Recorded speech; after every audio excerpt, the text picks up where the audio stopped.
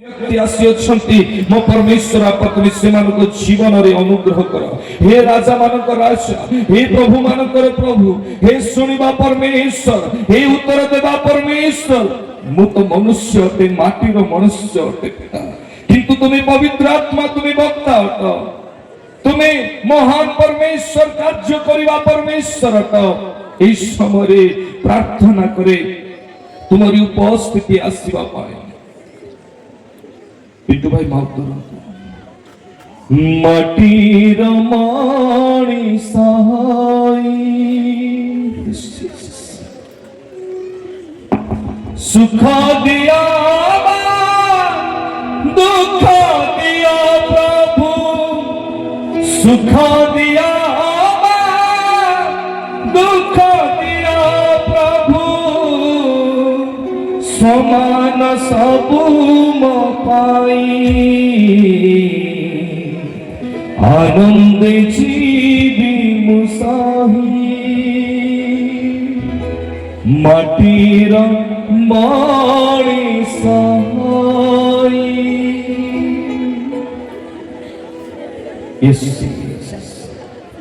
तुम्हें महान प्रभु अभिमान मुझे हरि काहे के माटीर माणी सहाय। अभिमान मुझे हरि काहे के माटीर माणी सहाय। सुख दिया दुख दिया प्रभु, सुख दिया दुख दिया प्रभु, समान सबु मो पाई आनंद जीवे मुसाही। माटीर माणी सहाय।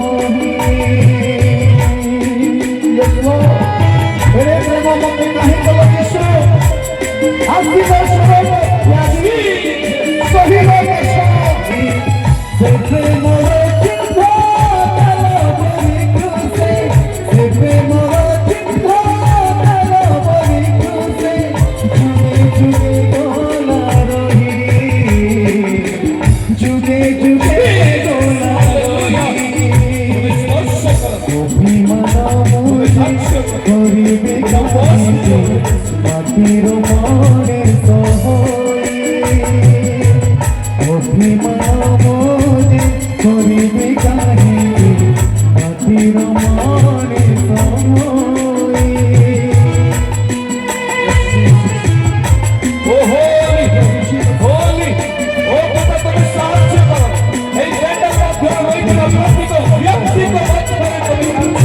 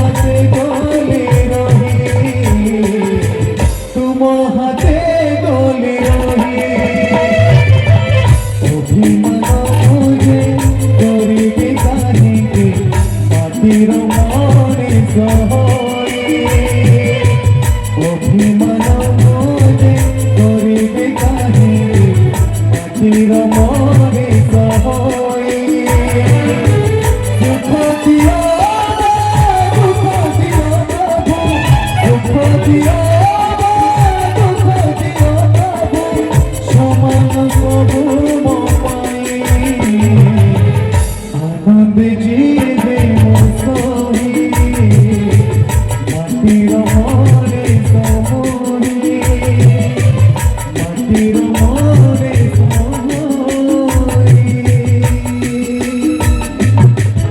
প্রেমিকময় পরমেশ্বর দয়ালুময় পিতা এই সুন্দর সময় পাই ধন্যবাদ দিয়ে আজ আসিଥିବା প্রত্যেক ব্যক্তি আশীর্বাদর পাত্র হেবে ଏହା ମୁଁ ବିଶ୍ୱାସ କରେ ବନ୍ଧନରୁ ବାହାରିବେ ଏହା ମୁଁ ବିଶ୍ୱାସ କରେ କାରଣ ତୁମରି ବାକ୍ୟରେ ଯେଉଁ ଶକ୍ତି ଅଛି সেই শক্তি আমাদের জীবনের কার্য করিব ଏହା ମୁଁ ବିଶ୍ୱାସ କରେ ମୋର ପରମେଶ୍ୱର ପିତା এই চতুর্পার্শ্বরে আজির দিন ମୋ ପରମେଶ୍ୱର ବାପା ଯେପରି ତୁମରି ଶକ୍ତି ଆଉ ସାମର୍ଥ୍ୟ ହେଇ ଆସିବ ସ୍ଥାନରେ প্রত্যেক বিষয় তোমার ইচ্ছা অনুসারে হেব এথিপাই তুমি সাহায্য কর তুমি আপনার দাস সন্তানকে তুমি স্পর্শ কর পবিত্র আত্মার অভিষেকরে তুমি পরিপূর্ণ কর পিতা প্রত্যেক ব্যক্তি শিখিবা পাই তুমি সাহায্য কর আদর গৌরব মহিমা তোমাকে দেই প্রভু যিশুଙ୍କ নামରେ মাগুଛୁ প্রভুଙ୍କ মহানামକୁ ধন্যবাদ দিয়ে প্রভু আজি এই সুন্দর সৌভাগ্যতা দিয়ে অଛନ୍ତି তা সহিত মঞ্চাসিত পরমেশ্বরଙ୍କ প্রত্যেক দাসମାନଙ୍କୁ ମୋର নমস্কার দাসী ମାନଙ୍କୁ নমস্কার वर्शिप टीम যুবা যুবতী অনেক বয়োজ্যেষ্ঠ মা মানে ভৌণী মানে প্রভুଙ୍କ দাস ମାନଙ୍କୁ ସମସ୍ତଙ୍କୁ নমস্কার ହାଲେଲୁୟା ହାଲେଲୁୟା ମୋ ପ୍ରିୟ ଈଶ୍ୱରଙ୍କ ଲୋକମାନେ ଆପଣମାନେ ଯେତେ ଜଣ ଆସିଛନ୍ତି ଅନେକ ବ୍ୟକ୍ତି ମୁଁ ଯାହାକୁ ଜାଣିଛି ଜାଣି ନାହିଁ ଏପରି ପ୍ରତ୍ୟେକ ବ୍ୟକ୍ତିକୁ ମୁଁ ସାରଣ ପ୍ରେଟାୱାର ଥ୍ରୋରୁ ଜଣାଉଛି ପ୍ରଭୁ ଆପଣମାନଙ୍କୁ ଆଶୀର୍ବାଦ କରନ୍ତୁ ହାଲେଲୁୟା ବର୍ତ୍ତମାନ ଆମେ परमेश्वर वाक्य को जीवा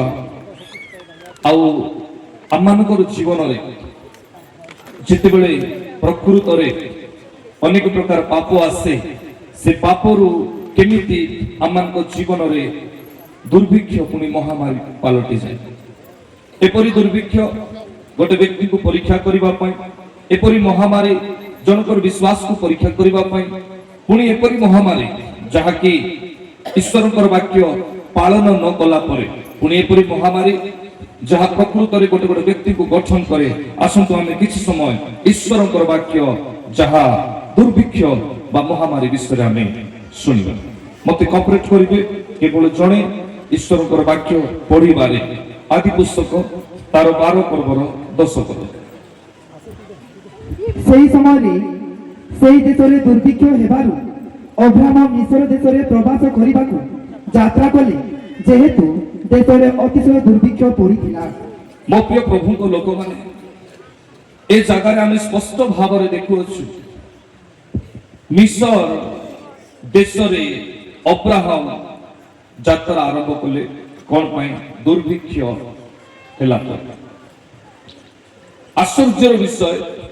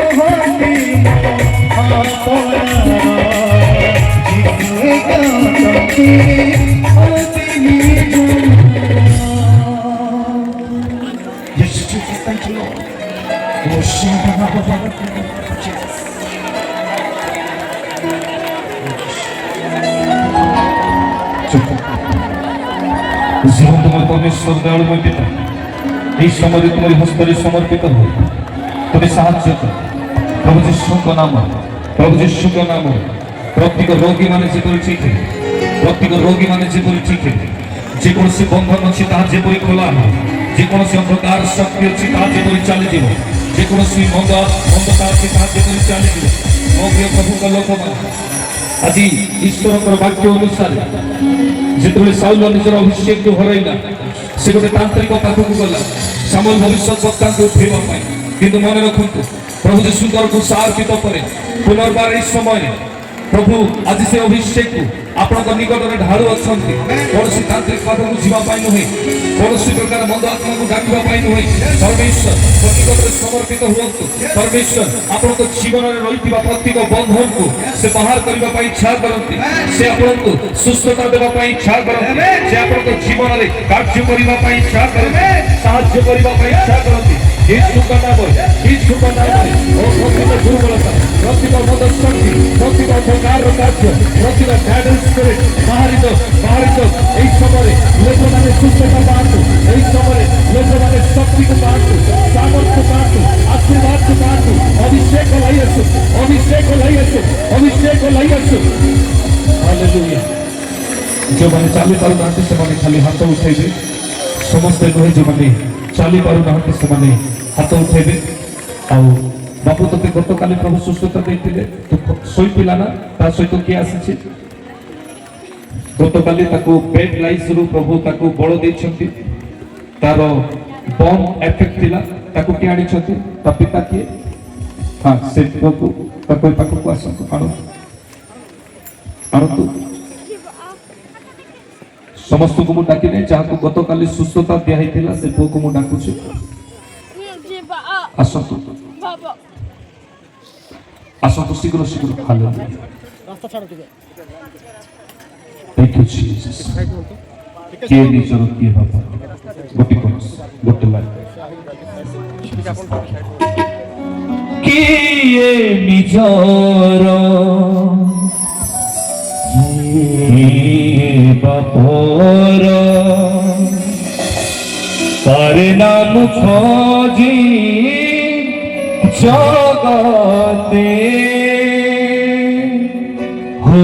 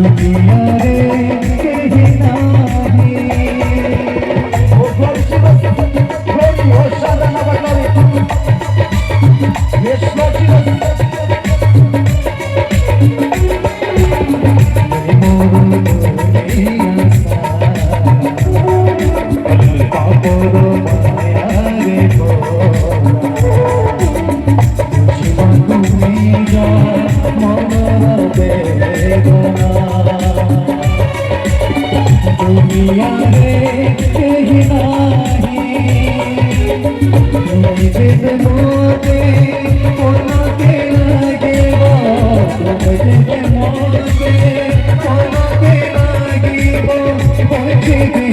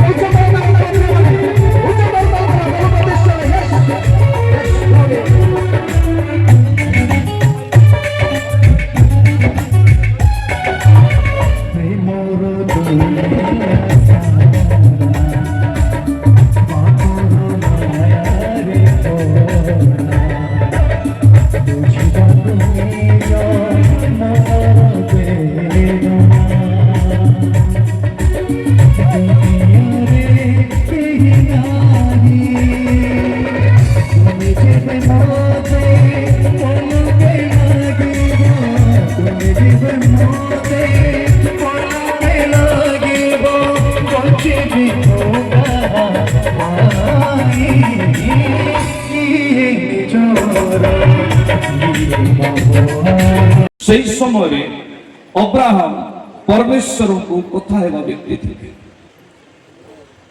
ପରମେଶ୍ୱରଙ୍କ ପାଇଁ ସମର୍ପିତ ହେବା ବ୍ୟକ୍ତି ଥିଲେ ଆମେ ଯେତେବେଳେ ଆଦି ପୁସ୍ତକ 12 ପର୍ବକୁ ଆମେ ପଢୁଛୁ ଆଉ ବିଶେଷ କରି এই যে টপিক ଅଛି ଦୁର୍ଭିକ୍ଷ ବିଷୟ ଯାହା ଆଦି ପୁସ୍ତକ 12 ପର୍ବର 10 ପଦରେ ତା ପୂର୍ବରୁ ଯଦି ଆମେ ଦେଖିବା ଦୁର୍ଭିକ୍ଷ ଅବ୍ରାହମଙ୍କ ଜୀବନରେ ଆସିବା ପୂର୍ବରୁ ପରମେଶ୍ୱର ଆଶୀର୍ବାଦ ଘୋଷଣା କରନ୍ତି ଆଉ ତାହା 7 ଆଉ 8 ପଦରେ କଣ ଆମ୍ଭେ ତୁମକୁ ଏହି ଦେଶ ଦେବା କିନ୍ତୁ ତାଙ୍କ ଜୀବନରେ ଦୁର୍ଭିକ୍ଷ ଆଉ ମହାମାରୀ ସଦୃଶ୍ୟ ଈଶ୍ୱରଙ୍କର ବାକ୍ୟକୁ ପାଳନ କରିବା ବିଷୟ ଆମେ ଦେଖିପାରିବା ଅବ୍ରାହମଙ୍କ ଜୀବନରେ ଆଦି ପୁସ୍ତକ 12 ପର୍ବର 1 ପଦରେ ତାହା କଣ ତୁମେ ଦେଶକୁ ପରିତ୍ୟାଗ କର ତାହା କଣ ତୁମେ ସମ୍ପତ୍ତିକୁ ପରିତ୍ୟାଗ କର ଆଉ ତାହା କଣ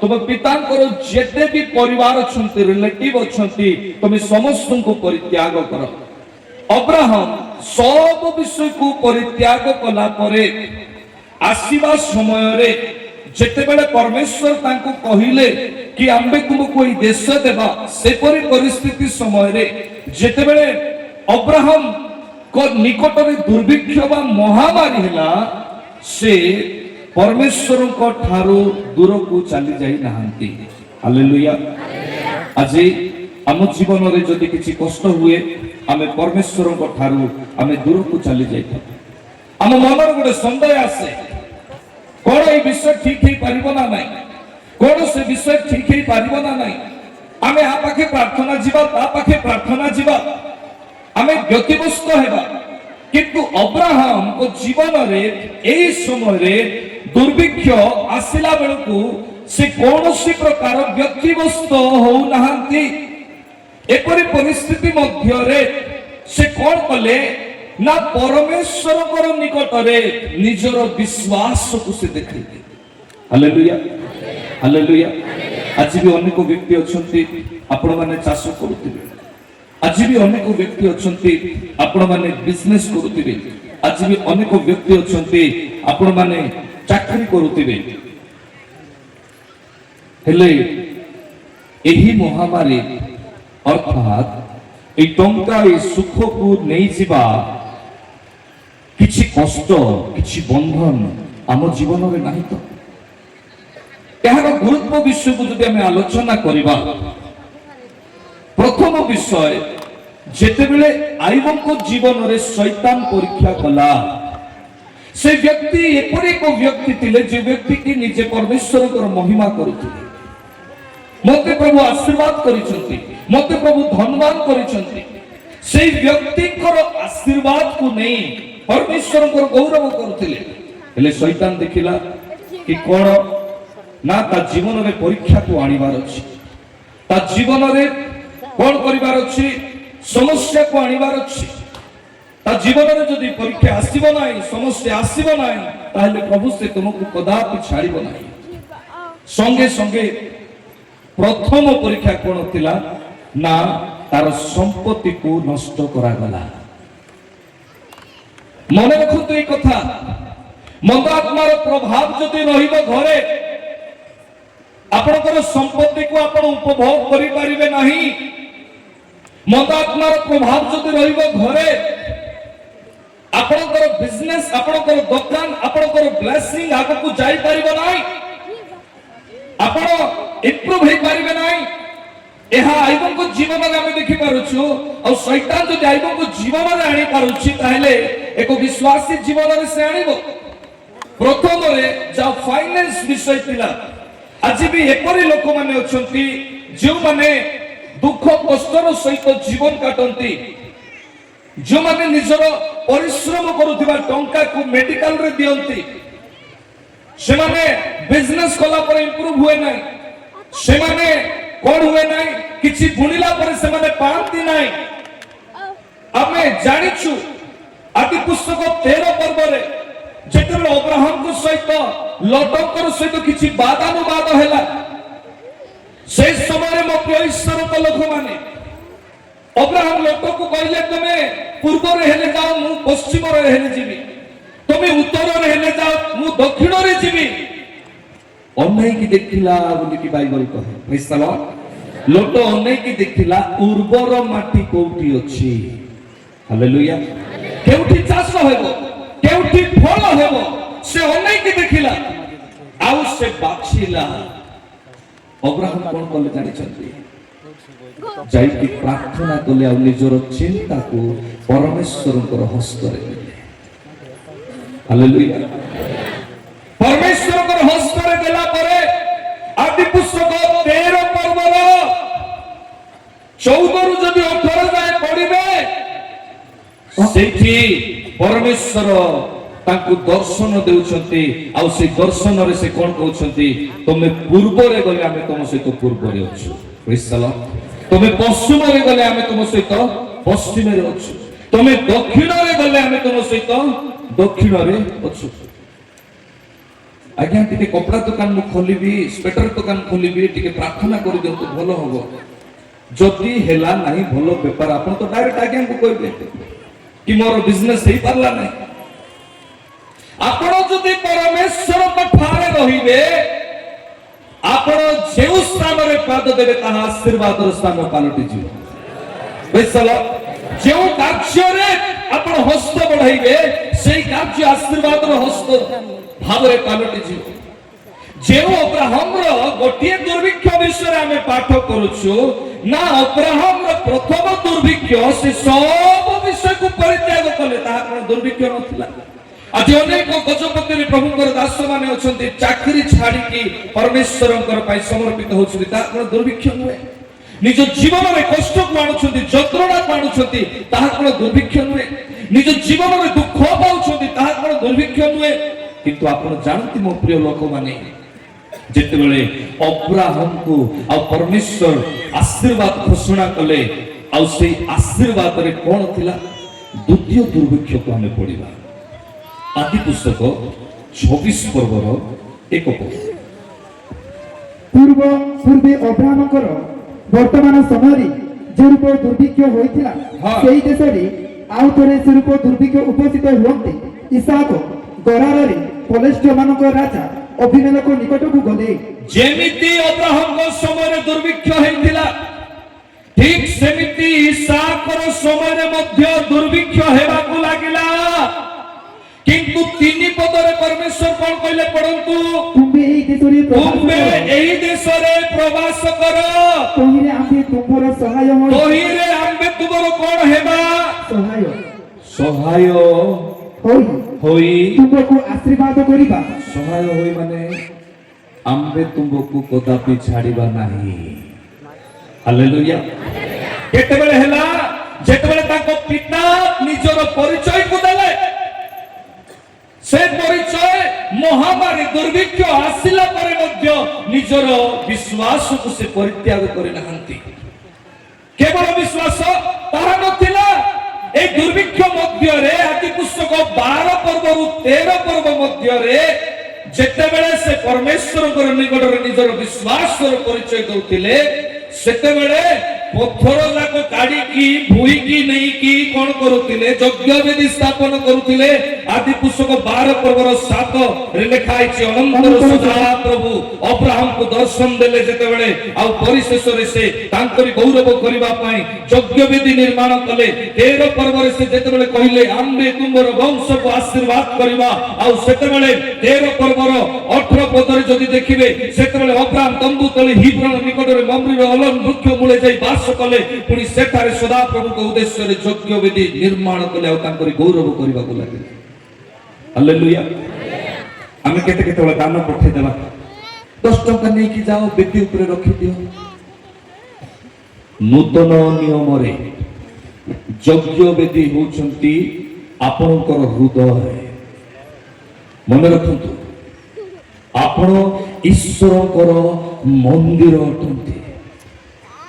ଏଲି ଏଲି ଲାମା ସାବକ୍ତାନି, ଅର୍ଥାତ୍ ହେ ମୋହର ପିତା ତୁମେ ମୋତେ କାହିଁକି ପରିତ୍ୟାଗ କଲ? ଲୋକ ବୁଝି ପାରିଲେ ନାହିଁ। କିଏ କହିଲେ ଏଲିୟଙ୍କୁ ଡାକୁଛନ୍ତି, କିଏ କହିଲେ କାଳେ ବାହାରିବେ ପଳେଇ ଆସିବେ। ସେତେବେଳେ ଲେଖା ହେଇଛି ମନ୍ଦିରର ବିଚ୍ଛେଦ ଫାଟି 2 ଖଣ୍ଡ ହେଲା। ଗୋଟେ ଯାଜକଙ୍କ ବିନା ଅନ୍ୟ କୌଣସି ବି ଲୋକ ସେ ଭିତରେ ପ୍ରବେଶ କରିପାରୁନଥିଲେ। କିନ୍ତୁ ପ୍ରଭୁ ଯୀଶୁ ଖ୍ରୀଷ୍ଟ ଆଜି କେବଳ ମୋତେ ନୁହେଁ କି ଷ୍ଟେଜରେ ରହିଥିବା ଦାସମାନଙ୍କୁ ନୁହେଁ, ଆପଣମାନଙ୍କୁ ମଧ୍ୟ ଅଧିକାର ଦେଇଛନ୍ତି। Hallelujah, hallelujah.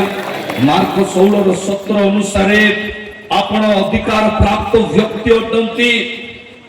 ଆପଣ ଯଦି ଆପଣଙ୍କର ରେସ୍ପନ୍ସିବିଲିଟିକୁ ଯଦି ଆପଣ କରନ୍ତି, ଆପଣଙ୍କର ଦାୟିତ୍ୱକୁ ଯଦି ଆପଣ ନିଅନ୍ତି, ତାହେଲେ ସୁନିଶ୍ଚିତ ଭାବରେ ପରମେଶ୍ୱରଙ୍କର ଉପସ୍ଥିତିକୁ ଆପଣ ନେଇକି ଆଗକୁ ବଢିବେ। ଆଦି ପୁସ୍ତକ 24 ପର୍ବରେ କୁହାଉଛି ସ୍ପଷ୍ଟ ଭାବରେ, ଯେତେବେଳେ ଦ୍ୱିତୀୟ ଦୁର୍ଭିକ୍ଷ ସମୟରେ ଇସାକଙ୍କ ସମୟରେ ନା କଣ ଏଇଠି ଲେଖାଯାଏ, ତୁମେ ଏହି ଦେଶରେ ପ୍ରବାସ କର, ତହିଁରେ ଆମ୍ଭେ ତୁମର ସହାୟ ହୋଇ ତୁମକୁ ଆଶୀର୍ବାଦ କରିବା, ପୁଣି ତୁମକୁ ଓ ତୁମ ବଂଶକୁ ଏହି ସମସ୍ତ ଦେବା, ଦେଶ ଦେବା, ଓ ତୁମ ପିତା ଅବ୍ରାହମ ନିକଟରେ ଆପଣା କୃତ ଶପଥର ନିୟମକୁ ସଫଳ କରିବା। କାହାକୁ ମନେ ପକେଇକି ଏ ଦୁର୍ଭିକ୍ଷରୁ ଇସାକକୁ ବଞ୍ଚାଉଛନ୍ତି ପରମେଶ୍ୱର? ଅବ୍ରାହମକୁ। ଆଜି ଆପଣ ପ୍ରାର୍ଥନା କରୁଛନ୍ତି ଆପଣଙ୍କର ଛୁଆମାନଙ୍କୁ ପରମେଶ୍ୱର ଛାଡ଼ିବେ ନାହିଁ।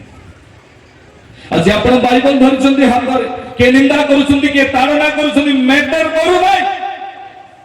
ପରମେଶ୍ୱରଙ୍କ ପାଖରେ ଆପଣ ଅଛନ୍ତି ନା ନାହିଁ ତାହା ଗୁରୁତ୍ୱ କରୁଛି। ଆପଣ ଯଦି ପ୍ରଭୁଙ୍କ ପାଖରେ ଅଛନ୍ତି, ଆପଣଙ୍କର ସନ୍ତାନ ମାନଙ୍କୁ ସେ କଦାପି ଛାଡ଼ିବେ ନାହିଁ। ଆପଣ ଯଦି ପ୍ରଭୁଙ୍କ ନିକଟରେ ଅଛନ୍ତି, ଆପଣ ଈଶ୍ୱରଙ୍କର ବାକ୍ୟ ଅନୁସାରେ ତାଙ୍କର ନିୟମକୁ ଟାଣିକି ଆଣୁଛନ୍ତି, ତାଙ୍କର ଶପଥକୁ ଟାଣିକି ଆଣୁଛନ୍ତି।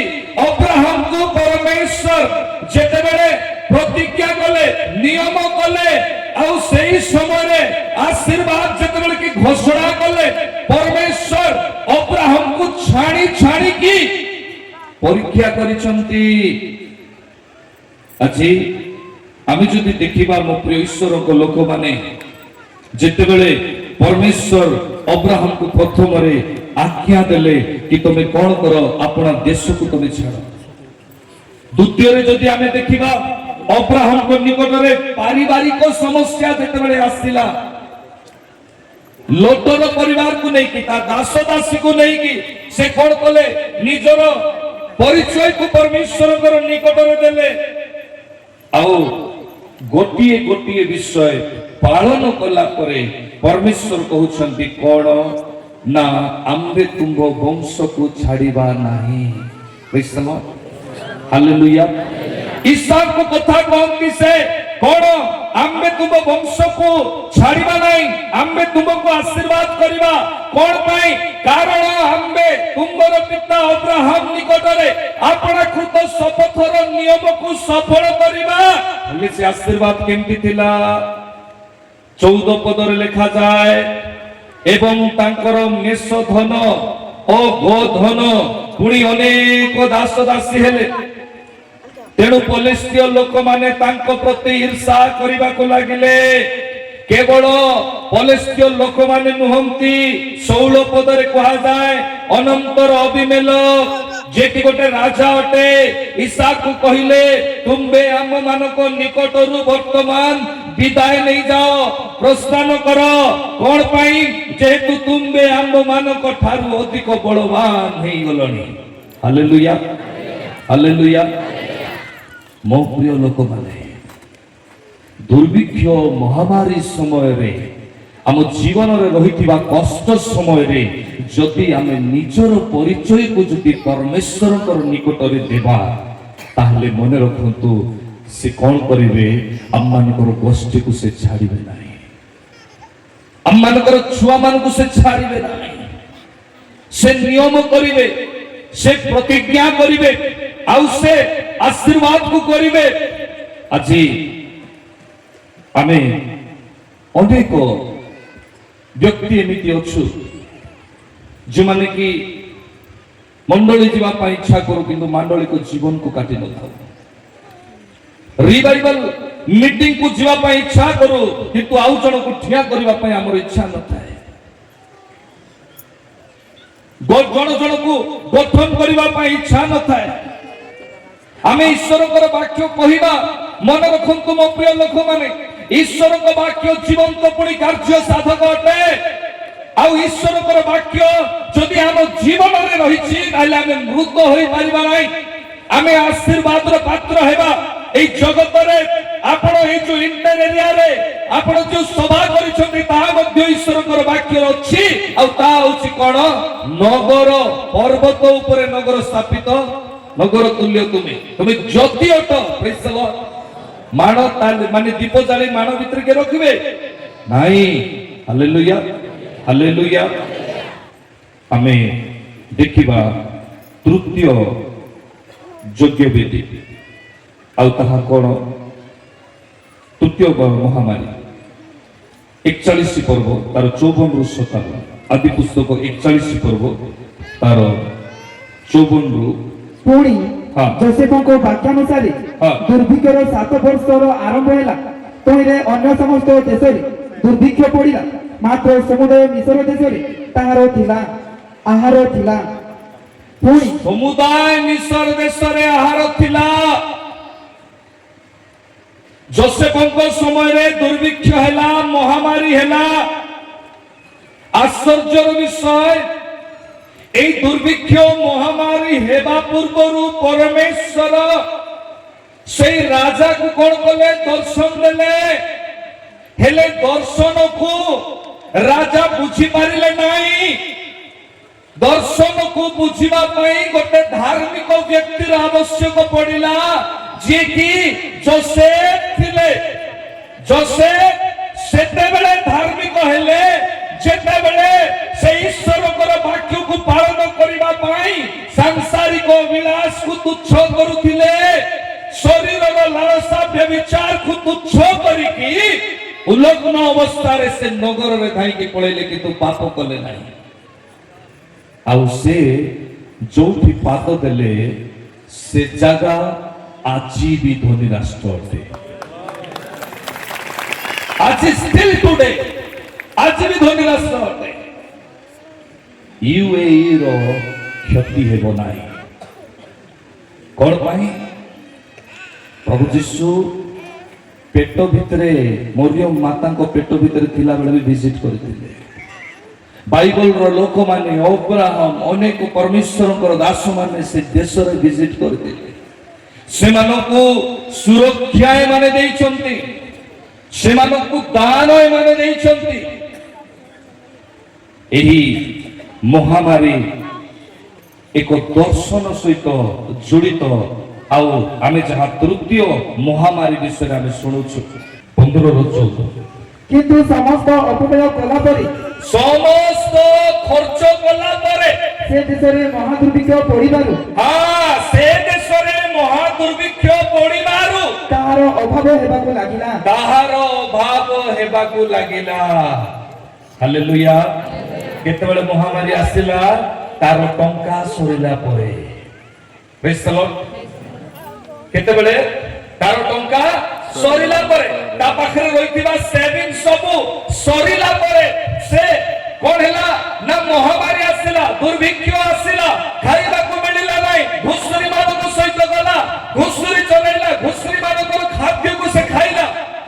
ମୋ ପ୍ରିୟ ପ୍ରଭୁଙ୍କ ଲୋକମାନେ, ଅପବୟ ପୁତ୍ରର ଜୀବନରେ ଯୋଉ ମହାମାରୀ ଅଛି ତାହାର ସବୁଠୁ ବଡ ଭୁଲ ଥିଲା କଣ? ନିଜର ପିତା ମାତାକୁ ସମାଦର ନ କରିବା। ଅନେକ ପୁଅ ଝିଅ ମାନେ ଅଛନ୍ତି, ବାପା ମତେ ନମିନି କରିଛନ୍ତି ବୋଲିକି ଶୀଘ୍ର ମରିଯାଆନ୍ତୁ ବୋଲିକି ଚିନ୍ତା କରିବା ଲୋକ ଅଛନ୍ତି କି ନାହିଁ? ମୋର ଭାଗ ମତେ ଦେଇଦେ ବୋଲି କହିବା ଲୋକ ଅଛନ୍ତି। ତାକୁ କିଣିଦେଲୁ ହେଲେ ମତେ କାହିଁକି କିଣି ଦଉନୁ ବୋଲି କହିବା ଲୋକ ଅଛନ୍ତି। ତାର ଆବଶ୍ୟକତା ସବୁ ପୂର୍ଣ୍ଣ କରିଦଉଛୁ ହେଲେ ମୋର ନାହିଁ, କାହିଁକି ନାହିଁ ବୋଲି କହିବା ଲୋକ ଅଛନ୍ତି। କେତେବେଳେ ମହାମାରୀ ଆସିବ? ଭାଗ ଯେତେବେଳେ ସରିଯିବ ସେତେବେଳେ ଆସିବ। ନିଜର ଭାଗକୁ ଖର୍ଚ୍ଚ କଲା ପରେ, ନିଜର ଆଣିଥିବା ଟଙ୍କାକୁ ଖର୍ଚ୍ଚ କଲା ପରେ, ନିଜେ ରଖିଥିବା ପ୍ରତ୍ୟେକ ବିଷୟକୁ ଖର୍ଚ୍ଚ କଲା ପରେ ଅପବୟ ପୁତ୍ରଙ୍କ ଜୀବନରେ ମହାମାରୀ ଆସୁଛି। ଆଉ ଯଦି ଆମେ ପିତାମାତାଙ୍କର ଆଜ୍ଞାବହ ହେବା ନାହିଁ, 10 ଆଜ୍ଞାରୁ ପ୍ରମୁଖ ଆଜ୍ଞା କେବେ ବି ଉନ୍ନତି କରିପାରିବା ନାହିଁ। ହାଲେଲୁୟା। ଦିନକର କଥା, ମୋ ବାପା ମତେ ମଜାକରେ କହିଲେ ମୋ ପାଖରେ ପଇସା ନାହିଁ। ମୁଁ ଟେନସନ ହେଇଗଲି, ବାପା କହୁଛନ୍ତି ପଇସା ନାହିଁ ପଇସା ନାହିଁ। ସେତେବେଳେ ମୁଁ କଲେଜ ପଢୁଥାଏ, ଆଉ ମୋର ବ୍ୟାଙ୍କ ପାସବୁକକୁ ମୁଁ କ୍ଲୋଜ କରିବା ପାଇଁ କହିଲି।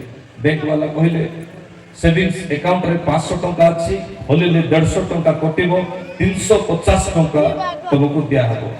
ମୁଁ କହିଲି ମତେ ମ୍ୟାଟର କରୁନାହିଁ, ମୋ ବାପାକୁ ମୁଁ ଟଙ୍କା ନେଇକି ଦେବାଟା ମତେ ମ୍ୟାଟର କରୁଛି। ସେ ମତେ ଧରେଇଲେ, ଟଙ୍କା ଦେଲେ।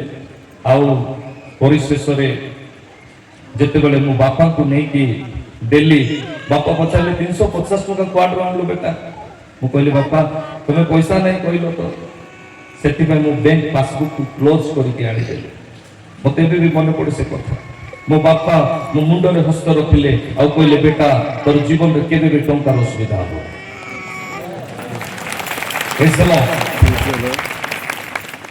ପକେଟରୁ ଚୋରି ଆଣିବାଟା ଛାଡିକି ପକେଟ ଭିତରେ ବାପାଙ୍କର ପୋଷାଇ ଦିଅନ୍ତୁ, କେମିତି ଧନୀ ହେବେ ଈଶ୍ୱରଙ୍କର ବାକ୍ୟ କରେ।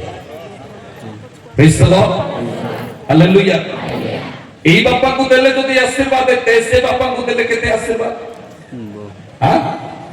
କେତେ ଆଶୀର୍ବାଦ। 2012 ମସିହାରେ 3,80,000 ଟଙ୍କାର ଚାକିରି ଛାଡିବା ସହଜ ନୁହେଁ। ଆଜିର ଡେଟରେ 29 ଲକ୍ଷ ଟଙ୍କା ଦରମା। ତଥାପି ମୁଁ ଖୁସି, କାହିଁକି? ମତେ ପ୍ରଭୁ ଓଡ଼ିଶାରେ ଯୋଉ ପରିବାର ଦେଲେ, ସେ ପରିବାରରେ କିଏ ତ ମୋ ଭାଇ ଅଛନ୍ତି, କିଏ ତ ମୋ ଭଉଣୀ ଅଛନ୍ତି, କିଏ ତ ମତେ ଶିକ୍ଷା ଦେବା ଲୋକ ଅଛି। Hallelujah hallelujah. ମାଟିର ମଣିଷ ମୁଁ ଯେ ମରିଯିବି, ମାଟିରେ ମିଶିବି, କିନ୍ତୁ ଏ ପରିଚୟ କେବେ ବି ମିଟିବ ନାହିଁ, ମନେ ରଖନ୍ତୁ। ପ୍ରେଜ୍ ଦ ଲର୍ଡ। ହାଲେଲୁୟା। ପ୍ରଭୁ ସବୁ ବିଷୟ ଛାଡ଼ିଲା ପରେ ମତେ 15,000 ଆବଶ୍ୟକ ଅଛି। ଆଜି ବି ଅନେକ ଦାସଦାସୀ ମାନଙ୍କର ଜୀବନରେ ଏମିତି ଥିବ, 10,000 15,000 ଆବଶ୍ୟକ ଥିବ। ସେତେବେଳେ 15,000 କଲେ ବହୁତ କଷ୍ଟ। ମୁଁ ପ୍ରାର୍ଥନା କରୁଛି, ହେ ପ୍ରଭୁ ମତେ 15,000 ଦିଅ, ଯଦି ଦେଇପାରିବ ନାହିଁ 10,000 ଦିଅ, ଆଉ ଯଦି ଦେଇପାରିବ ନାହିଁ 5,000 ଦିଅ। ମତେ ପ୍ରଭୁ କହିଲେ ବେଟା ଆମେ ତୁମକୁ ଦେବା। ମୁଁ ଭାବିଲି, ମୁଁ ଜାଣିନଥିଲି ଦାନ ସଂଗ୍ରହ କରିବାର ଅଛି। କିଏ ଜଣେ ପ୍ରାର୍ଥନା କଲେ ଦାନ ଦେବେ, ଗ୍ରହଣ କରିବାର ଅଛି। ଏମିତି ହଉ ହଉ ମତେ 15,000 ଟଙ୍କାର କାମ ଅଛି, ହେଲେ 2 ମାସରୁ ମାସେ ପଳେଇଲା, ମାସେ 15 ଦିନ ପଳେଇଲା, କେବଳ 5 ଦିନ ଅଛି। 6 ଦିନ ବେଳକୁ ମୁଁ ଆଣ୍ଠୁ ଭାଙ୍ଗିଲି, ପ୍ରଭୁ ଆଉ ମୋର ବିଶ୍ୱାସ ନାହିଁ, କେବେ ତମେ ଦେଖ। ମାସେ 25 ଦିନ ଜଗିଲେଣି, ଆସୁନାହିଁ। ପ୍ରଭୁ କହିଲେ ବେଟା ତୋ ପାଖରେ 100 ଟଙ୍କା 3ଟା ଅଛି। ମୁଁ ସତ କଥା କହୁଛି, ହଁ 3ଟା ଅଛି। ନୂଆରେ ନୋଟ ବାହାର ଦେଲା 100 ଟଙ୍କା ନୋଟ। ଏଇଟା କଣ କରିବି, କାଲିକୁ ଜଣେ ଆସିବେ, ତାକୁ ତୁ ଦେଇଦେ। ମୁଁ ତମକୁ ମାଗୁଛି ନା ତମେ ମତେ ମାଗୁଛ ଏଇଟା? ପ୍ରେଜ୍ ଦ ଲର୍ଡ। କାଲି ହେଲା, କାଲି ବେଳାର ଜଣେ ପ୍ରଭୁଙ୍କର ଦାସ, ବୋଧେ ତାଙ୍କ ନାଁ ଜିହୋଶୁଆ ନା କଣ କି, ସେ ବି ଡୋର ଟୁ ଡୋର ବୁଲୁଥିବେ। ସେ ପ୍ରଭୁଙ୍କ ଦାସ ଆସିଥିଲେ, ମୁଁ ରୁମ୍ରେ ପ୍ରାର୍ଥନା କରୁଛି, ସେ ବାକ୍ୟ ପ୍ରଚାର କରିକି ଘରକୁ ରିଟର୍ନ ଗଲା ବେଳକୁ ମୁଁ ତାଙ୍କୁ ଡାକିଲି, ଆଜ୍ଞା ଏଇଟା ନିଅନ୍ତୁ। ସେ କହିଲେ ଗଡ୍ ବ୍ଲେସ୍ ୟୁ। ମତେ ଗାଡି ପଛରେ ନଥିଲା, କହିଲେ ଠିକ ଅଛି ପ୍ରଭୁକୁ ତ ମୁଁ ମାଗୁଛି, କେତେବେଳେ ବ୍ଲେସ୍ କରିବେ କି ଜାଣେ। ସନ୍ଧ୍ୟା ବେଳେ ମତେ ପ୍ରଭୁ କହିଲେ ତମେ ଯୋଉଠି ଯିବ ଯାହା ଦେଲେ ଗ୍ରହଣ କର। ତା ପୂର୍ବରୁ ମତେ ଦାନ ଧରିବା ଜଣା ନାହିଁ। ହେଲେ ଗଲି, ସେ ଜାଗାରେ 15-20 ଜଣ ଜମା ହେଇଛନ୍ତି, 10-10, 20-20, 20-30 ଏମିତି କରିକି ଦେଲେ। ବଡ ଖୁସିରେ ମୁଁ ଗ୍ରହଣ କରିବାର ଅଛି, ମତେ ମନେ ପଡିଲା। ମୁଁ ଧରିକି ପଳେଇ ଆସିଲି। ଯେତେବେଳେ ଦାନ ମିଳିବ, ଟଙ୍କା ନଥିବ, କେଡ଼େ କଷ୍ଟରେ ଗଣି ହବ ନାଇଁ କି ବାଳକ ଆଜ୍ଞା ମାନେ, ସତ ନା ନାଇଁ? ବଡ ଯତ୍ନରେ ପ୍ରାର୍ଥନା ବି ସେତେ ଧ୍ୟାନରେ କରି ହବ ନା, ବୋଧେ ସେତେ ଯତ୍ନରେ ମୁଁ ଗଣୁଛି। ସେଟା 3,000 ଟଙ୍କା ବାହାରିଲା। ଦ୍ୱିତୀୟ ଦିନ ବାହାରିଲା, ଦ୍ୱିତୀୟ ଦିନ ଆଉ ଡାକିଲେ 3,000 ବାହାରିଲା। ତୃତୀୟ ଦିନ ଆହୁରି 3,000, ଚତୁର୍ଥ ଦିନ 3,000, 5ଟା ଦିନ 3,000, 3,000। ମତେ ବଡ ଦୁଃଖ ହେଲା, 2,950 ହେଇଥାନ୍ତା କିମ୍ବା 3,100 ହେଇଥାନ୍ତା।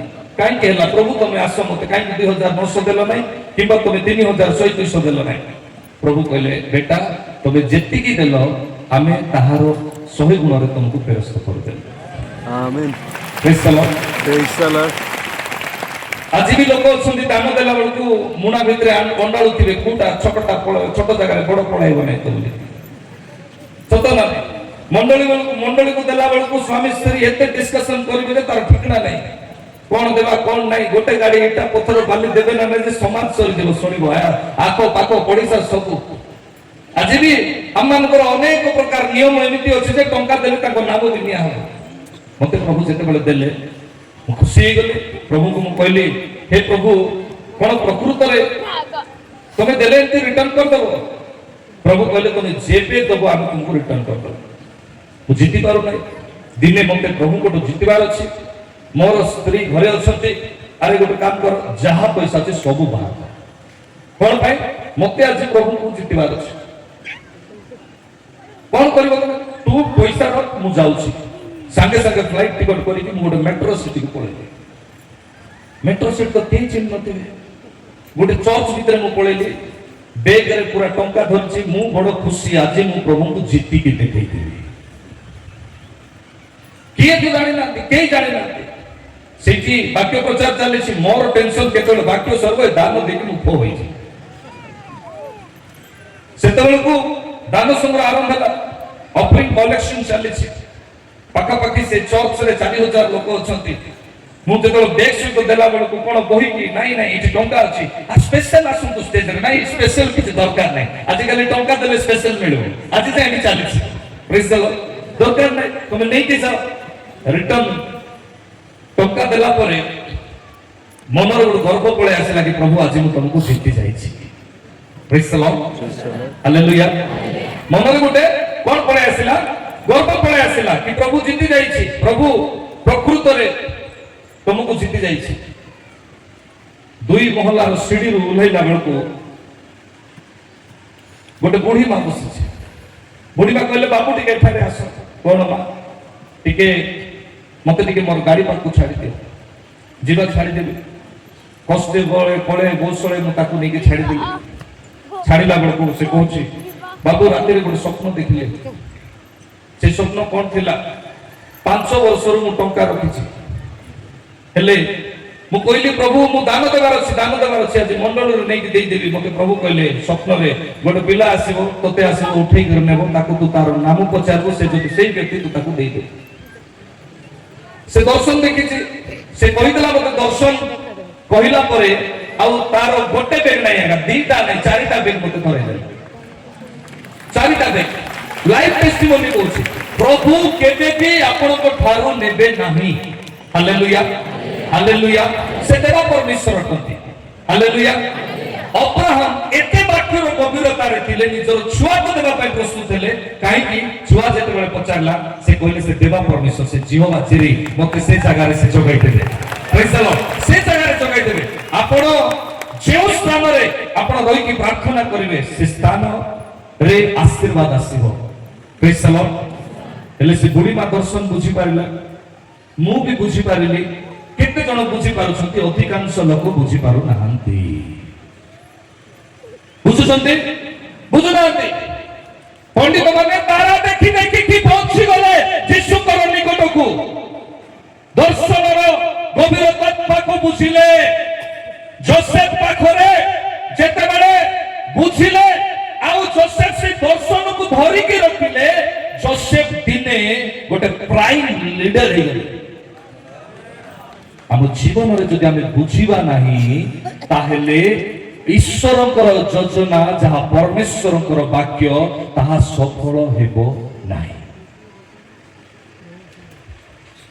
बाइबल रे हरा हेबी 21 जण ईश्वरकर दर्शन को देखिले प्रथम रे अब्राहम द्वितीय रे बिलाम तृतीय रे सामुएल नातान अनेक प्रकार व्यक्ति अछंती प्रिय लोक माने बुझिले केते बेले बुझिले गोटिए प्रकाशन को खाली आमे जिबा ए वाक्य आपण सुनी छथि गतकाली तथापि दर्शन को बुझिबा को पड़िबो दर्शन कहिले जने प्रार्थना कला बेले गोटे पर्वत देखिबो आउ जने ता पाखरे थिबो से कहबो मु दुइटा देखली हां आउ जने कहबो मु गोटे कैंडल देखली आउ जने कहबो मु 15 कैंडल देखली ताहा दर्शन नहे प्रभु ओ निकट रे जेते बेले मौसा दर्शन कले सेते बेले से जणे गला परे ता सहित 40 लाख लोक फेरी आसिले प्रेज द लॉर्ड ताहा होची दर्शन ताहा होची ईश्वरकर वाक्य आपण जदि ईश्वरकर वाक्य को बुझिबे दर्शन को बुझिबे आ ईश्वरकर वाक्य को रखिबे हम जीवन रे जे कोनोसी प्रकार परिस्थिति आसिले सुधा परमेश्वर हमन को कोन करिवे रखिथिबे हमन को कोन करिवे आशीर्वाद करिवे आसंतु आमे शेष उदाहरण आमे सुनिबा आ ताहा कोन एक समय रे अभिषिक्त व्यक्ति माने जेतेबेले की पाप कले सेमानकर नगर रे सेमानकर वंश रे से महामारी आसिला प्रथमे जदि आमे देखिबा एलिजाजक परमेश्वर ताकू प्रतिज्ञा करिथिले आम्बे तुमको छाड़िबा नाही किंतु से जेतेबेले दर्शन को बुझिले नाही परमेश्वरकर वाक्य रे चालिले नाही सेतेबेले कौन हैला ना एलिजाजकंकर परिवार रे परमेश्वर जो अभिशाप देले आगामी पीढ़ी दुईटी रोटी पाई तड़पी जीवो कहिले praise the Lord hallelujah hallelujah द्वितीय व्यक्ति गोटे राजा थिले से राजा के थिले शाऊल राजा थिले द्वितीय सामुएल 21 पर्वर 1 पद दाऊदकर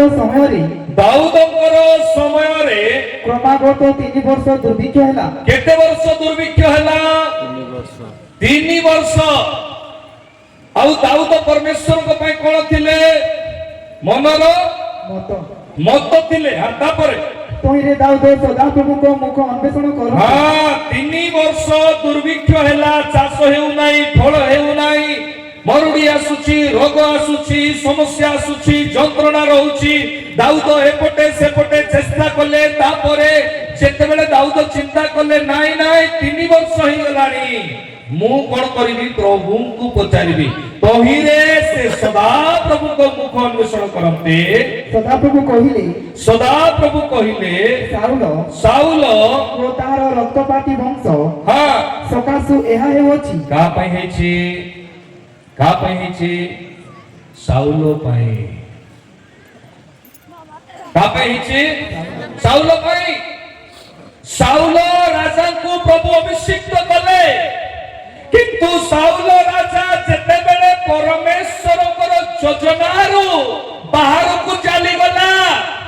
ସେତେବେଳେ ସାଉଲ ରାଜା ହୁଅନ୍ତୁ, ଏଲିଯାଜକ ହୁଅନ୍ତୁ, କିଏ ଯେ ଭବିଷ୍ୟତ ବକ୍ତା ହଉ, କିନ୍ତୁ ନୂତନ ନିୟମରେ 5 ପ୍ରକାର ଆହ୍ୱାନ ହଉ, ପରମେଶ୍ୱର ଟାଣିକି କାଢି ଦେବେ।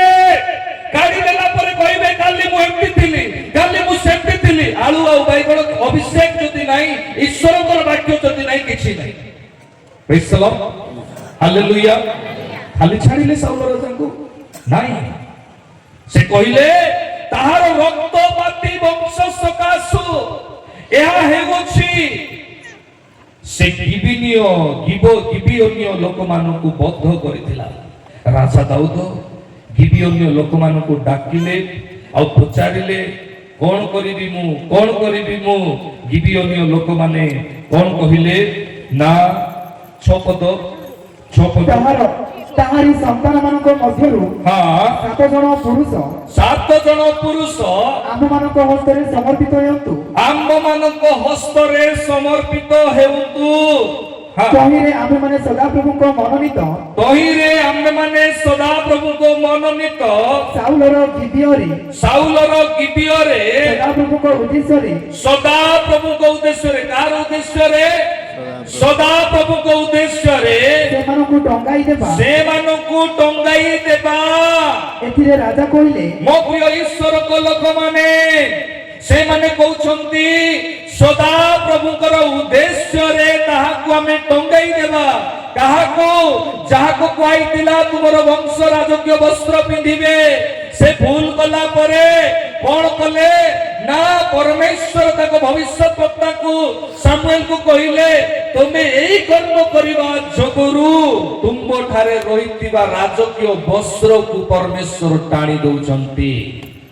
ହାଲେଲୁୟା। ପୁଣି ତାର ଜେନେରେସନ ରାଜା ହେବେ ନାଇଁ, ତାର ଜେନେରେସନ ମଧ୍ୟ ରାଜା ହେଇପାରିବେ ନାହିଁ। 7 ଜଣ ପୁରୁଷକୁ ତାର ବଂଶର ଲୋକକୁ ପର୍ବତ ଉପରେ ସମସ୍ତେ ଦେଖୁଛନ୍ତି। ତାଙ୍କୁ କଣ କରାଗଲା? ଟଙ୍ଗାଇ ଦିଆଗଲା। ତାଙ୍କର ଶବକୁ ପକ୍ଷୀ ଆସି ଖାଇବା ଯାଏ ରଖାଗଲା, ପଶୁ ଆସି ଖାଇବା ଯାଏ ରଖାଗଲା। ମୋ ପ୍ରିୟ ପ୍ରଭୁଙ୍କ ଲୋକମାନେ, ଆଜି ଆପଣମାନେ ଦାନ ପାଇଛନ୍ତି, ବହୁତ ସୁନ୍ଦର ବିଷୟ। ଆପଣମାନେ ସମ୍ମାନ ପାଉଛନ୍ତି, ବହୁତ ସୁନ୍ଦର ବିଷୟ। ଆପଣମାନେ ମଣ୍ଡଳୀକୁ ସମାଜକୁ ସୁଧାରୁଛନ୍ତି, ବହୁତ ସୁନ୍ଦର ବିଷୟ। କିନ୍ତୁ ମୁଁ ଆପଣଙ୍କୁ କହିବି, ଆପଣ ଯେତେ ଆଗକୁ ବଢୁଛନ୍ତି ସେତେ ନମ୍ର ହୁଅନ୍ତୁ।